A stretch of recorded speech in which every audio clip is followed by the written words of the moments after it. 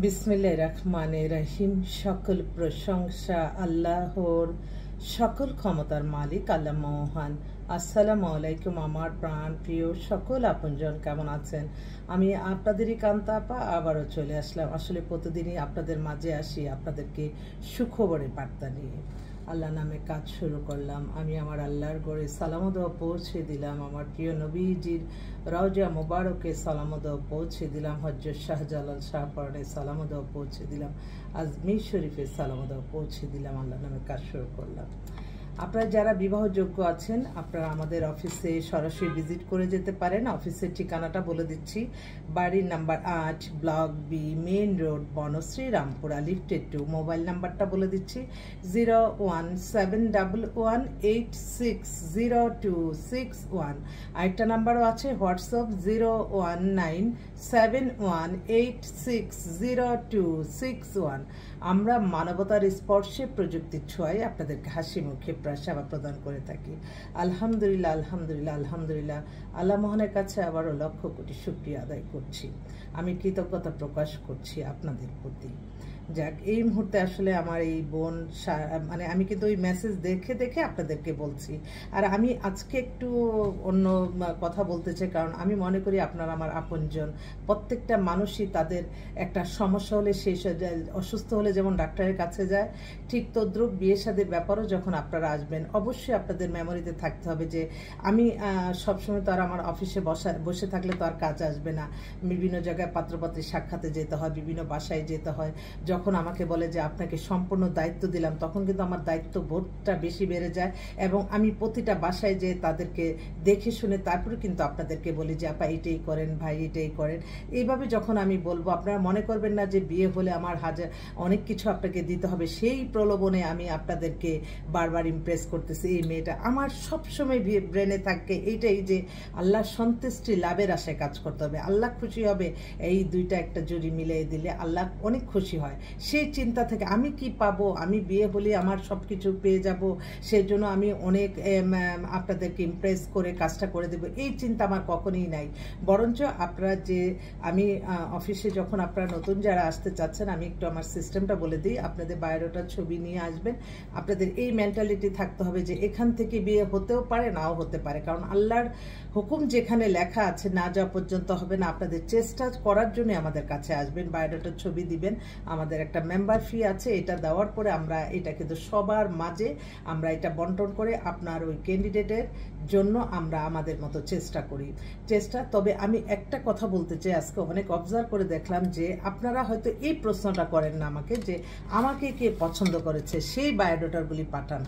আমি পছন্দ করলেই তো হবে না, আমাকে কে করেছে সেগুলি পাঠান। আপনি রিকোয়ারমেন্টের অনুযায়ী হয়তো 5টা একরকম হবে না, একটার একটা ছাড় দিতেই হয়। তো তখন আপনাদের এই কাজগুলি তাড়াতাড়ি মনে হয় প্রতিদিন আমি মনে করি 4-5টা বিয়ে হয়ে যাবে, বিয়ে এমন সহজ হয়ে যাবে। সেই জন্য আপনি প্রশ্ন করবেন আমাকে কে পছন্দ করেছে, আমার বায়োডাটার ছবিটা আপনাদের মেম্বার হলাম। এখন আপনাদের দায়িত্ব, আপনারা কি ধরনের ছেলে দিবেন, কি ধরনের মেয়ে দিবেন। আমার এই পছন্দের মধ্যে আমাকে যদি যারা পছন্দ করে তাদেরটা আমাকে পাঠাবেন।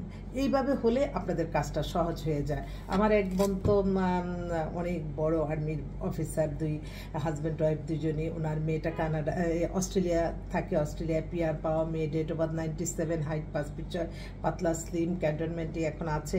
এত ভদ্র ফ্যামিলি, মার সাথে কথা বলে আমি তখন বলি যে আসলেই আল্লাহ মানে প্রফেশনের দিক দিয়ে যে শ্রেষ্ঠ আর্মি অফিসাররা, সেটা আমি প্রতিটা ক্ষণ আমি উপলব্ধি করি। তো আমার এই বোনের জন্য, ভাইও আর্মির ঊর্ধ্বতন কর্মকর্তা, বোনও ওনার মেয়েটা অস্ট্রেলিয়াতে আছে এবং খুব ব্রিলিয়েন্ট মেয়ে। তো আপাকে বললাম যে আপা অনেক দেশের অনেক বা আমেরিকা কানাডা না বোন, আমার জন্য আপনি আমাকে অবশ্যই আপনার অস্ট্রেলিয়া থাকা ছেলে দিবেন। অস্ট্রেলিয়া থাকা ছেলে, ভালো ফ্যামিলির, অনেক আর্মি অফিসারদের ছেলেরা মেয়েরা থাকে ওখানে, যদি কেউ থাকে আমি আবার ওরা থেকে পুরাটা জানলাম কেমন চাচ্ছেন। তো অস্ট্রেলিয়া থাকা পাত্র যদি কেউ থাকে, এই পাত্রী যদি পেয়ে যায় আলহামদুলিল্লাহ তাদের মনের মতো একটা মেয়ে হবে ইনশাল্লাহ। তো এই জন্য আরেক ভাই, উনিও আর্মি অফিসার, ওনার মেয়ে হচ্ছে কানাডাতে থাকে, ওনার মেয়ে হচ্ছে ধার্মিক, ও হচ্ছে কানাডায় সিটিজেন পাইছে, অবিবাহিত, দেখতেও সুন্দর কিন্তু হিজাব পরে এবং পর্দানিশীল মেয়ে যারা চান কানাডায় থাকা আপনারা একটু যোগাযোগ করলে হবে। মেয়ে লেখাপড়া হচ্ছে এখান থেকে আপনার, ওর পড়াশোনাটা দেখেই বলি একটু, কারণ অনেক সময় বায়োডাটা দেখে একটু এদিক সেদিক হলে তো আবার সমস্যা, আমি সবসময় সৎ থাকতে। হ্যাঁ, ওর পড়াশোনাটা বিএসসি কম্পিউটার সায়েন্স ইঞ্জিনিয়ার, ওর ইয়াল্লা অনেক বড়, এমএসসি করছে। মেয়ের 99, 5 ফিট 5 লম্বা, দেখতেও সুন্দর, ঢাকা ক্যান্টনমেন্টই ওদের বাসা, দেশে বাড়ি হচ্ছে সাভারের মানুষ, খুব ভদ্র। ওনার মেয়ের জন্য একটু কানাডায় থাকে। আমার মনে হয় অনেক বিদেশে অনেক পাত্ররা রয়ে গেছে যারা কিনা একটা ভালো মেয়ে খুঁজছে আমেরিকার, কানাডার। আমার কাছে যে অবস্থার মধ্যে আলহামদুলিল্লাহ আমেরিকার অসংখ্য পাত্রী, কানাডার অসংখ্য পাত্রী, মানে সব জায়গায় ইনশাল্লাহ আছে। আরেকটা বোন, ওর গুলশানেই বাসা, ওর মেয়ে হচ্ছে ঢাকা ইউনিভার্সিটিতে ফাইনাল ইয়ারে আছে, মাস্টার্স, এখন তাড়াতাড়ি বিয়ে দিবে। ওনারা চাচ্ছিল একটু ভালো আর্মি অফিসার ছেলে যদি হয় তাহলে ওনাদের জন্য ফার্স্ট চয়েস। আর আরেকটা বোন, তারা হচ্ছে গুলশানে বাসা, ওনার ছেলে হচ্ছে ইঞ্জিনিয়ার, ডেট অফ বার্থ হচ্ছে 94, হাইট 5 ফিট 10, ছেলে খুবই হ্যান্ডসাম, শিল্পপতি।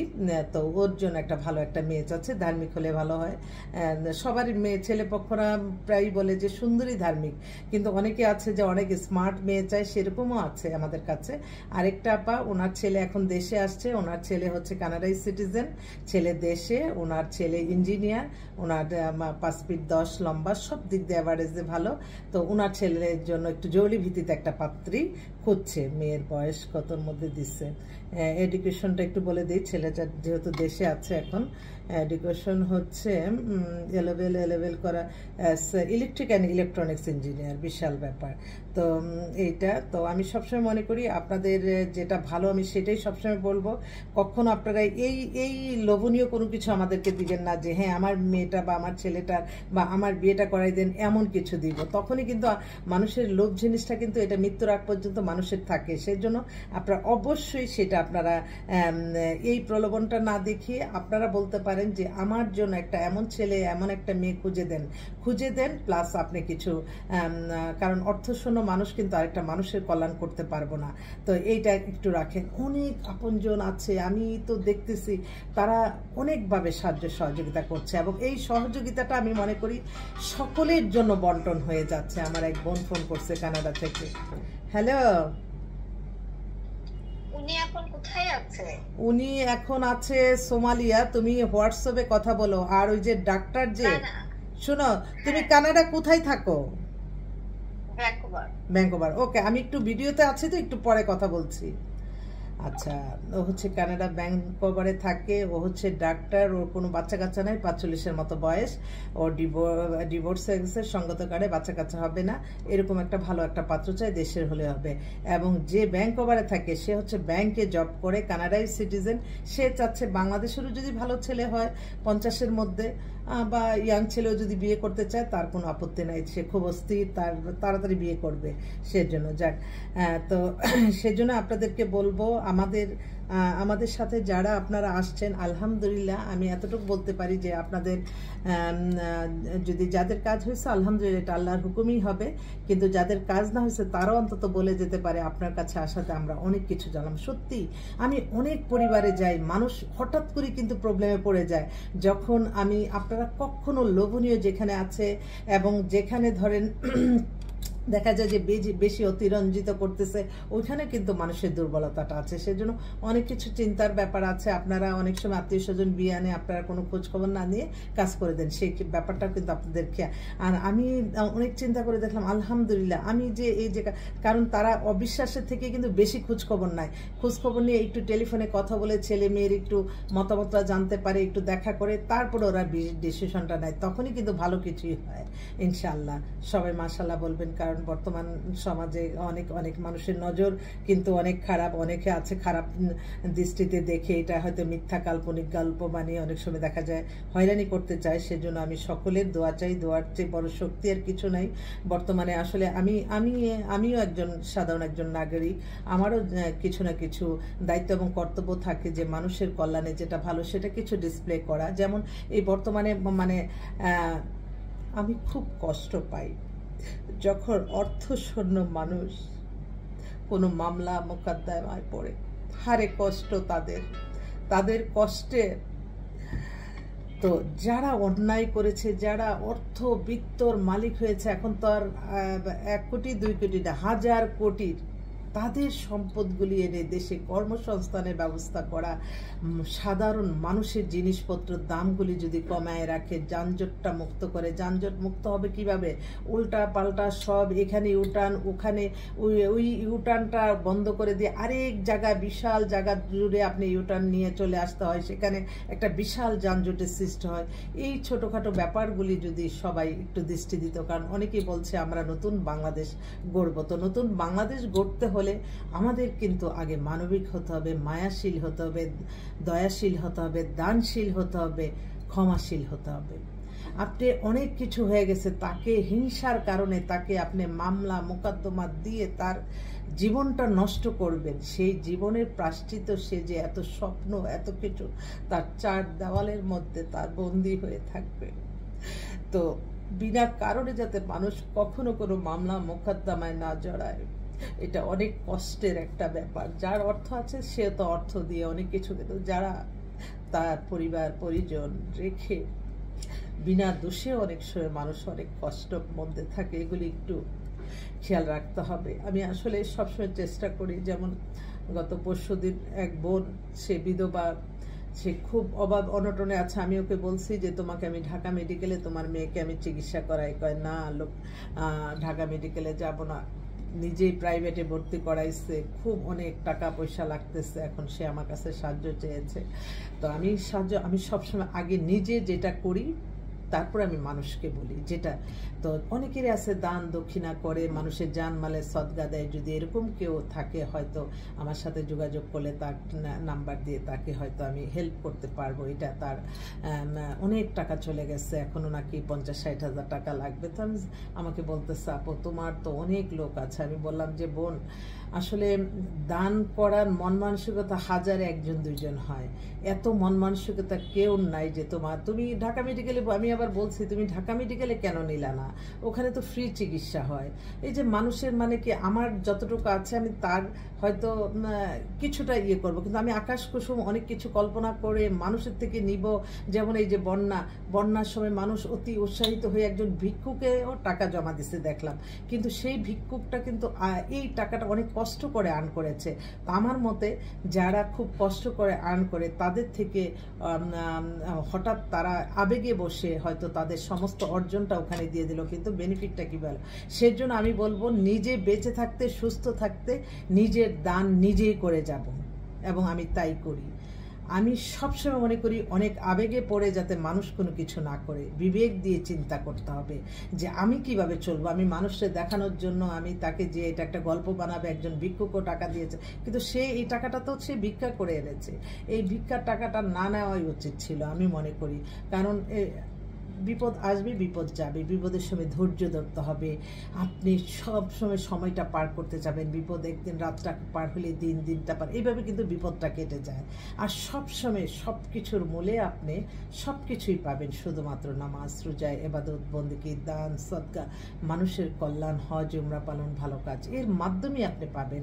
আপনি 1000 কোটি টাকার মালিক হয়ে বসে রইলেন, কিন্তু আপনি মানুষের কল্যাণে আপনার অর্থ কাজে লাগলো না, নিজেই ব্যাংক ব্যালেন্স করে ভরে রাখলেন। আজকে প্রথম আলোতে দেখলাম একজনের নাকি আমেরিকাতেই 300 কয়টা বাড়ি, আর আজকে 15 বছর ধরে ছোট্ট একটু জায়গা আছে আফতাবনগরে, সেখানে কত আশা করতেছি যে একটা মাদ্রাসা করব, নিচতলাটা উপরে দুতলা করব, কত আশা নিয়ে প্রতিটা সময় কাটে।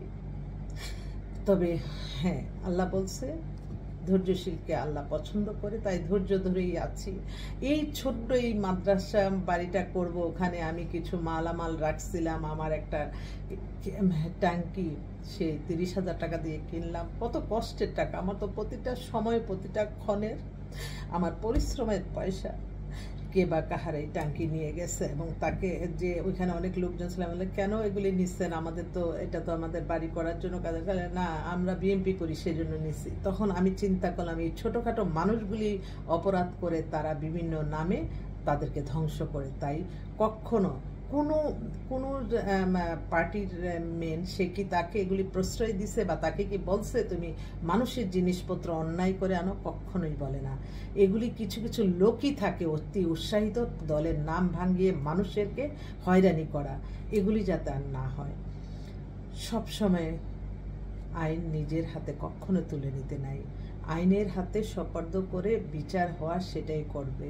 তবে গরিব অসহায় মানুষগুলি যাতে তাদের কষ্ট না হয়, তাদেরকে মামলা মোকদ্দমা দিয়ে যাতে তাদের পরিবারটা নষ্ট না করে, রিজিকের ব্যবস্থা নষ্ট না করে, এগুলি দিকে খেয়াল রাখতে হবে। যেহেতু নতুন বাংলাদেশ নতুনভাবেই তৈরি হোক এবং প্রতিশোধের নেশাটা চলে যাক, প্রতিশোধ নয়। এবার আমরা সুন্দরভাবে দেশ গড়ে সুন্দরভাবে চালাবো, এবং যে সরকার গঠন করবে তার সাথে আমরা দেশের জনগণ কাজ করব। এটাই হোক আমাদের মূল চাওয়া। সবাই ভালো থাকবেন। আসসালামু আলাইকুম।